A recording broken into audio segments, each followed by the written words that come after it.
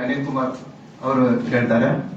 ಸಂಘ ದಕ್ಷಿಣ ಕನ್ನಡ ಜಿಲ್ಲೆಯ ಪರವಾಗಿ ಈ ಪತ್ರಿಕಾಗೋಷ್ಠಿಯಲ್ಲಿ ಭಾಗವಹಿಸಿರುವಂತ ನನ್ನೆಲ್ಲ ಆತ್ಮೀಯ ಪತ್ರಕರ್ತರ ವೇತನ, ಸಾಮಾಜಿಕ ಭದ್ರತೆ, ಅವರ ಉದ್ಯೋಗದ ಭದ್ರತೆ ಮತ್ತು ಗೌರವಯುತವಾದಂತಹ ಜೀವನಕ್ಕಾಗಿ ಹೋರಾಟವನ್ನು ನಡೆಸಿಕೊಂಡು ಬರುತ್ತಿರುವಂತಹ ಈ ದೇಶದ ಅತಿ ದೊಡ್ಡ ಸಂಘಟನೆಯಾಗಿದೆ.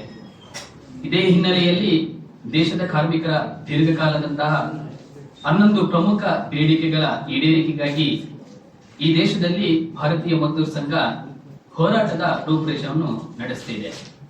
ಇದರ ಪ್ರಯುಕ್ತ ಇದೇ ಬರುವ ಆಗಸ್ಟ್ 17ನೇ ತಾರೀಕಿಗೆ ಈ ದೇಶದ ಎಲ್ಲಾ ಜಿಲ್ಲಾ ಕೇಂದ್ರಗಳಲ್ಲಿ ಕೂಡ ಭಾರತೀಯ ಮಜ್ದೂರ್ ಸಂಘ ದೇಶವ್ಯಾಪಿ ಪ್ರತಿಭಟನೆಯನ್ನು ಹಮ್ಮಿಕೊಂಡಿದೆ.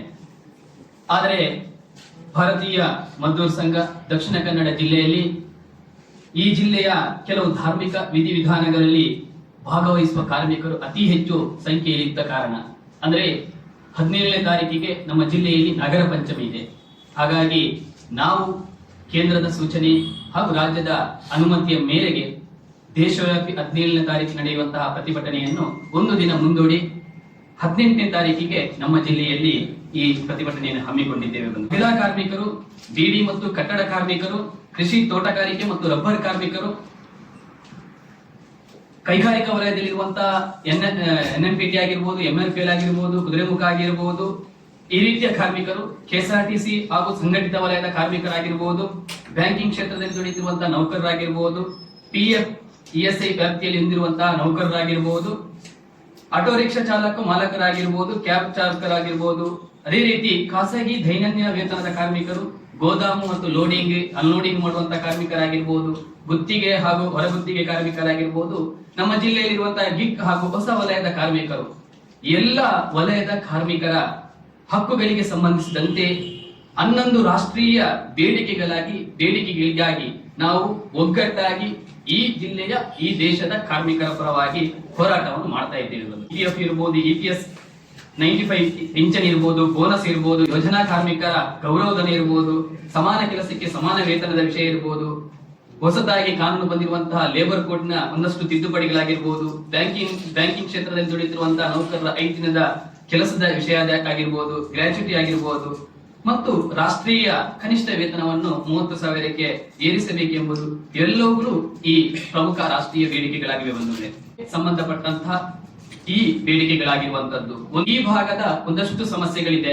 ಆ ಸಮಸ್ಯೆಗಳನ್ನು ಕೂಡ ಈ ಹೋರಾಟದಲ್ಲಿ ನಾವು ಸೇರಿಸಿಕೊಂಡು ಅದರ ಪರವಾಗಿ ಕೂಡ ನಾವು ಹೋರಾಟವನ್ನು ಮಾಡ್ತಾ ಇದ್ದೇವೆ. ಮೊದಲನೇದಾಗಿ ಈ ಭಾಗದಲ್ಲಿ ಅತಿ ಹೆಚ್ಚು ಕಾರ್ಮಿಕರಿರುವಂತದ್ದು ಕಟ್ಟಡ ಕಾರ್ಮಿಕರು. ಈ ಕಟ್ಟಡ ಕಾರ್ಮಿಕರ ವಿಚಾರದಲ್ಲಿ ಸಂಕ್ಷಿಪ್ತವಾಗಿ ನಿಮ್ಮ ಮುಂದೆ ಹೇಳ್ತಿದ್ದೇನೆ. ನಿಯಂತ್ರಣವನ್ನು ಸಾಧಿಸಬೇಕು. ಆ ಮುಖಾಂತರ ಜನಸಾಮಾನ್ಯರು ಮನೆ ಕಟ್ಟಲಿಕ್ಕೆ ಅನುಕೂಲ ಆಗುವ ರೀತಿಯಲ್ಲಿ ವ್ಯವಸ್ಥೆಯನ್ನು ರೂಪಿಸಬೇಕೆಂಬುದು ನಮ್ಮ ಬೇಡಿಕೆ ಇರುವಂತದ್ದು. ಅದೇ ರೀತಿ ಕಟ್ಟಡ ಕಾರ್ಮಿಕರ ಮಂಡಳಿಯಲ್ಲಿರುವಂತಹ ಕಲ್ಯಾಣ ಮಂಡಳಿ ಇರುವಂತಹ ಸವಲತ್ತುಗಳನ್ನು ನೇರವಾಗಿ ಕಾರ್ಮಿಕರಿಗೆ ತಲುಪಿಸುವಂತಹ ಕೆಲಸ ಕಾರ್ಯಗಳನ್ನು ಮಂಡಳಿಯವರು ಮಾಡಬೇಕೆಂಬುದು ನಮ್ಮದು. ಹಾಗೆಯೇ ಕಟ್ಟಡ ಕಾರ್ಮಿಕರಿಗೆ ದೊರಕುವಂತಹ ಕೆಲವೊಂದು ಸವಲತ್ತುಗಳಿದೆ. ಅದು ವೈದ್ಯಕೀಯ ಸವಲತ್ತು ಇರಬಹುದು, ವಿದ್ಯಾರ್ಥಿಗಳಿಗೆ ಸಿಗುವಂತಹ ವಿದ್ಯಾರ್ಥಿ ವೇತನಗಳಿರ್ಬೋದು, ಎಲ್ಲ ಸವಲತ್ತುಗಳನ್ನು ತಕ್ಷಣ ಅದನ್ನು ಬಿಡುಗಡೆಗೊಳಿಸಬೇಕು. ಸರಿಯಾದ ನೈಜ ಕಾರ್ಮಿಕರಿಗೆ ಸಿಗುವ ರೀತಿಯಲ್ಲಿ ಕಾನೂನನ್ನು ರೂಪಿಸಬೇಕೆಂಬುದು ನಮ್ಮ ಬೇಡಿಕೆ. ಮನವಿಯನ್ನು ಕೊಡುವುದರ ಮುಖಾಂತರ ನಮ್ಮ ಕಟ್ಟಡ ಕಾರ್ಮಿಕರಿಗೆ ಸಂಬಂಧಪಟ್ಟಂತಹ ಒಂದಷ್ಟು ಬೇಡಿಕೆಗಳನ್ನು ಈಡೇರಿಕೆ ಮಾಡಬೇಕು ಎಂಬ ದೃಷ್ಟಿಕೋನ ಇಟ್ಟುಕೊಂಡು ಇಡೀ ರಾಜ್ಯದಲ್ಲಿ ಮನವಿಗಳನ್ನು ಕೊಡುವುದು, ಅವರನ್ನು ಮುಖತವಾಗಿ ಭೇಟಿಯಾಗುವಂತದ್ದು, ಅವರಲ್ಲೊಂದಷ್ಟು ವಿಜ್ಞಾಪನೆಯನ್ನು ಮಾಡುವಂತಹ ಕೆಲಸ ಕಾರ್ಯಗಳನ್ನು ಭಾರತೀಯ ಮಜ್ದೂರ್ ಸಂಘ ಮಾಡ್ತಾ ಇದೆ. ಅದರ ನೇತೃತ್ವದಲ್ಲಿ ಈ ರೀತಿಯ ಮನವಿಗಳನ್ನು ಕೊಡುವಂತಹ ವ್ಯವಸ್ಥೆ ನಾವು ಮಾಡಿದ್ದೇವೆ. ಇರುವಂತಹ ಸಮಸ್ಯೆಗಳ ವಿರುದ್ಧ ಆಶಾ ಕಾರ್ಯಕರ್ತರಿಗೆ ಸಮಸ್ಯೆ ಆಪ್ ಅನ್ನು ತಂದರ ಮುಖಾಂತರ ಒಂದಷ್ಟು ತೊಂದರೆಗಳಾಗಿವೆ. ಆ ತೊಂದರೆಗಳನ್ನು ನಿವಾರಣೆ ಮಾಡಬೇಕೆಂಬುದು ನಮ್ಮ ಬೇಡಿಕೆ ಇರುವಂತದ್ದು.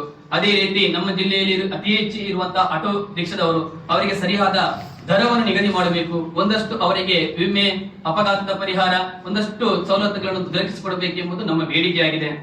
ನಮ್ಮ ಜಿಲ್ಲೆಯಲ್ಲಿ ಒಂದಷ್ಟು ತೊಂದರೆಗಳಿವೆ. ಆ ತೊಂದರೆಗಳ ಪಟ್ಟಿಯನ್ನು ನಾವು ಈಗಾಗಲೇ ನಮ್ಮ ಪ್ರೆಸ್ ನೋಟ್ ಅಲ್ಲಿ ನಮೂದು ಮಾಡಿದ್ದೇವೆ. ಆ ಪ್ರಕಾರ ಎಲ್ಲ ಆ ಬೇಡಿಕೆಗಳನ್ನು ಈಡೇರಿಸಬೇಕು. ಅವರಲ್ಲಿ ಕೂಡ ಒಂದು ಒಳ್ಳೆಯ ವಾತಾವರಣ, ಜೀವನವನ್ನು ನಡೆಸಲಿಕ್ಕೆ ಅನುಕೂಲ ಆಗುವ ರೀತಿಯಲ್ಲಿ ವ್ಯವಸ್ಥೆಗಳನ್ನು ಕಲ್ಪಿಸಬೇಕೆಂಬುದನ್ನು ನಾವು ಭಾರತೀಯ ಮಜ್ದೂರ್ ಸಂಘದ ಬೇಡಿಕೆಯಾಗಿದೆ ಎಂಬುದು ದಕ್ಷಿಣ ಕನ್ನಡ ಜಿಲ್ಲೆಯ ಪರವಾಗಿ ಭಾರತೀಯ ಮಜ್ದೂರ್ ಸಂಘ ಬೇಡಿಕೆ ನೀಡುತ್ತಿದೆ. ಅದೇ ರೀತಿ ಆ ವಲಯಗಳಲ್ಲಿರುವಂತಹ ಖಾಲಿ ಹುದ್ದೆಗಳನ್ನು ತಕ್ಷಣ ಭರ್ತಿ ಮಾಡಬೇಕು. ನೇರ ಮತ್ತು ಗುತ್ತಿಗೆ ಮತ್ತು ಹೊರಗುತ್ತಿಗೆ ಕಾರ್ಮಿಕರಿಗೆ ವೇತನವನ್ನು ಸರಿಯಾಗಿ ನೀಡಬೇಕು. ಪಿಎಫ್ಐ, ಇಎಸ್ಐ ಮತ್ತು ಸಾಮಾಜಿಕ ಭದ್ರತೆಯನ್ನು ಖಚಿತಪಡಿಸಬೇಕು ಎಂಬುದು ನಮ್ಮ ಬೇಡಿಕೆಯಾಗಿದೆ. ಸುರಕ್ಷಿತ ಕೆಲಸದ ವಾತಾವರಣವನ್ನು, ಉದ್ಯೋಗದ ಭದ್ರತೆಯನ್ನು ಕೂಡ ಕಲ್ಪಿಸಬೇಕು ಎಂಬುದು ನಮ್ಮ ಬೇಡಿಕೆಯಾಗಿದೆ. ಕಾರ್ಮಿಕರು ಕೂಡ ಇದ್ದಾರೆ, ಅವರಿಗೂ ಕೂಡ ಉದ್ಯೋಗದ ಭದ್ರತೆ ಇರಬೇಕು, ಸಾಮಾಜಿಕ ಭದ್ರತೆ ಇರಬೇಕು, ಸರಿಯಾದ ಕೂಲಿಯನ್ನು ದೊರಕಿಸಿಕೊಡಬೇಕು ಎಂಬುದು ನಮ್ಮ ಬೇಡಿಕೆಯಾಗಿದೆ. ಇವರಿಗೆ ಕೂಡ ಅದೇ ರೀತಿ ಗಿಗ್ ಸಂಘಟಿತ ಕಾರ್ಮಿಕರಿಗೆ ಕೂಡ ಉದ್ಯೋಗದ ಭದ್ರತೆಯನ್ನು ಕೊಡಬೇಕು, ಅವರಿಗೆ ಸರಿಯಾದಂತಹ ವೇತನವನ್ನು ನೀಡಬೇಕು, ಸಾಮಾಜಿಕ ಭದ್ರತೆಯನ್ನು ಕೂಡ ನೀಡಬೇಕು, ಅವರಿಗೆ ಒಂದಷ್ಟು ವಿಮೆ ಪರಿಹಾರಗಳನ್ನು ಕೊಡಿಸಬೇಕು ಅಂತ ನಮ್ಮ ಬೇಡಿಕೆಯಾಗಿದೆ. ಶಕ್ತಿಯುತವಾಗಿ ಕೆಲಸ ಕಾರ್ಯಗಳನ್ನು ಮಾಡುತ್ತಿದ್ದೆ. ಎಲ್ಲಾ ಯೂನಿಯನ್ ಕ್ಷೇತ್ರಗಳಲ್ಲಿ ಕೂಡ, ಎಲ್ಲಾ ಕೈಗಾರಿಕಾ ವಲಯಗಳಲ್ಲಿ ಕೂಡ ನಮ್ಮ ಯೂನಿಯನ್ಗಳ ಕಾರ್ಯಾಚರಣೆಯನ್ನು ಮಾಡ್ತಾ ಇದೆ. ಹಾಗಾಗಿ ಎಲ್ಲ ತಾಲೂಕು ಆಗಿರ್ಬೋದು, ಯೂನಿಯನ್ ಇರುವಂತಹ ಎಲ್ಲಾ ಪದಾಧಿಕಾರಿಗಳ ಸಭೆಯನ್ನು ನೆರವೇರಿಸಿಕೊಂಡು ಈ ಪ್ರತಿಭಟನೆ ದೃಷ್ಟಿಯಲ್ಲಿ ಒಂದಷ್ಟು ಓಡಾಟಗಳನ್ನು ಮಾಡಿಕೊಂಡು, ಒಂದಷ್ಟು ತಯಾರಿಗಳನ್ನು ಮಾಡಿಕೊಂಡು, ಅದು ವೈಯಕ್ತಿಕವಾಗಿ ಆಗಿರ್ಬೋದು, ಮಾಧ್ಯಮದ ಮುಖಾಂತರ ಆಗಿರ್ಬೋದು, ಇಲ್ಲದೆ ಸಾಮಾಜಿಕ ಜಾಲತಾಣದ ಮುಖಾಂತರ ಒಂದಷ್ಟು ಪ್ರಚಾರಗಳನ್ನು ಕೈಗೊಂಡು ಈಗಾಗಲೇ ಜಿಲ್ಲೆಯಲ್ಲಿ ಒಂದು ರೀತಿಯ ವಾತಾವರಣ ಸೃಷ್ಟಿಯಾಗಿದೆ.